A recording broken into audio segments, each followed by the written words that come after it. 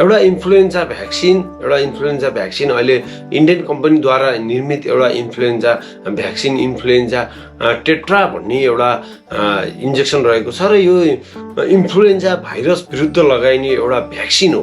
यो भ्याक्सिन धेरैतर नेपालीहरूले लगाउनु भयो होला र धेरैतर डाक्टरहरूद्वारा प्रिस्क्राइब गर्नुभयो होला। आज यी भ्याक्सिनको बारेमा म यहाँहरूलाई बताउँदैछु। मि सञ्जीव देवकोटा, निपुण च्यानल स्वास्थ्य टिप्स। Welcome everyone. इन्फ्लुएन्जा भनेको एउटा भाइरस हो जसले गर्दाखेरि हाम्रो फोक्सोमा न्युमोनिया गराउने गर्छ र धेरै व्यक्तिहरू जो दीर्घ रोगीहरू हुनुहुन्छ, जो अशक्तहरू हुनुहुन्छ, उहाँहरूलाई यही इन्फ्लुएन्जाको कारणले गर्दाखेरि आइसियुसम्म पुर्याउँछ र आइसियुमा कतिपय बेलामा उहाँहरूको मृत्युवरण हुन्छ। त्यही इन्फ्लुएन्जाबाट हामीलाई बचाउने गर्छ। इन्फ्लुएन्जा ए र इन्फ्लुएन्जा बी र यसका दुईवटा स्ट्रेन हुन्छन्।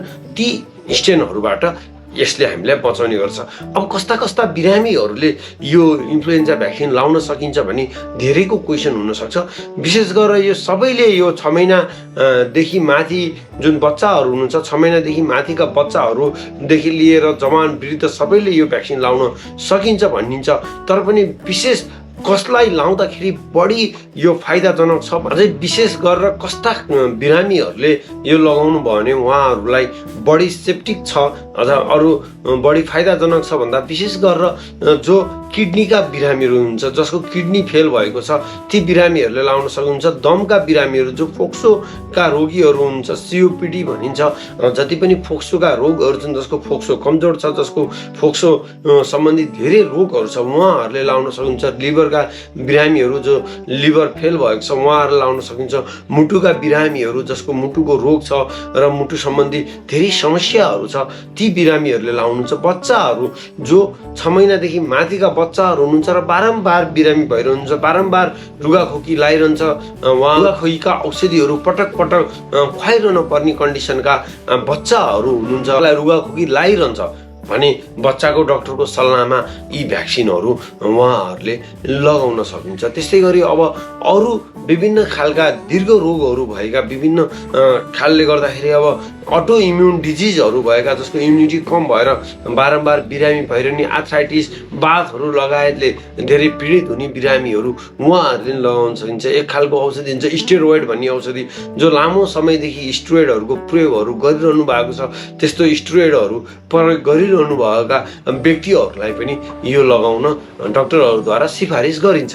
र मैले अघि भने हरेक उमेर समूहका व्यक्तिहरूले यो लगाउन सकिन्छ।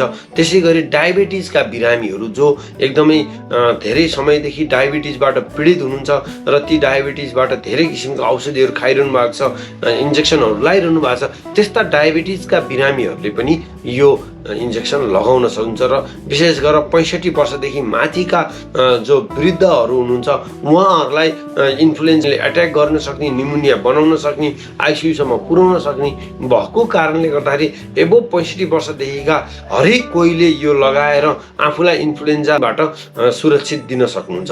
र यो इन्फ्लुएन्जा भ्याक्सिन विशेष गरेर यो स्वाइन फ्लू रोग पनि एउटा इन्फ्लुएन्जाबाट हुने भएको कारणले यसले स्वाइन फ्लू समेतलाई प्रिभेन्सन गर्छ भनेर भन्ने गरिन्छ। त्यसले गर्दाखेरि यी यस्ता रोगहरूमा यो भ्याक्सिन लाइन्छ। यो लाउँदाखेरि विशेष गरेर पाखुरामा लगाइन्छ। यो 0.5 ml, 1 ml भन्दा कम आधा ml यो लगाइने गरिन्छ। अहिले यसको नेपाली मूल्य अब ठाउँ हेरेर 3500-3600 अथवा 3500, 3600 सम्म पर्न सक्छ। यसरी यसको नेपालमा अहिले मूल्य निर्धारण गरिएको छ। मूल्य तलमाथि पर्छ।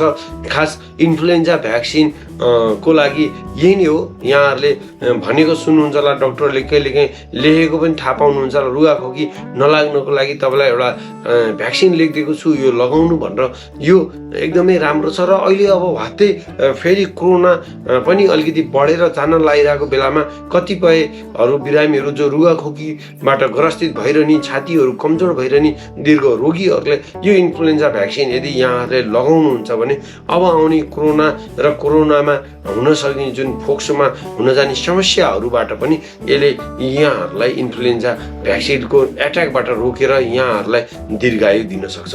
यो इन्फ्लुएन्जा भ्याक्सिन सम्बन्धीको सानो भिडियो भिडियो थियो, कस्तो लाग्यो, यस्तै यस्तै औषधि तथा स्वास्थ्य सम्बन्धी जानकारीको लागि मेरो निपुण च्यानल स्वास्थ्य टिप्स सब्सक्राइब गर्न सक्नुहुन्छ। भिडियो राम्रो लाग्यो सेयर गर्न सक्नुहुन्छ, लाइक गर्न सक्नुहुन्छ। आजलाई यति भन्दै बिदा हुन्छु। बाइ।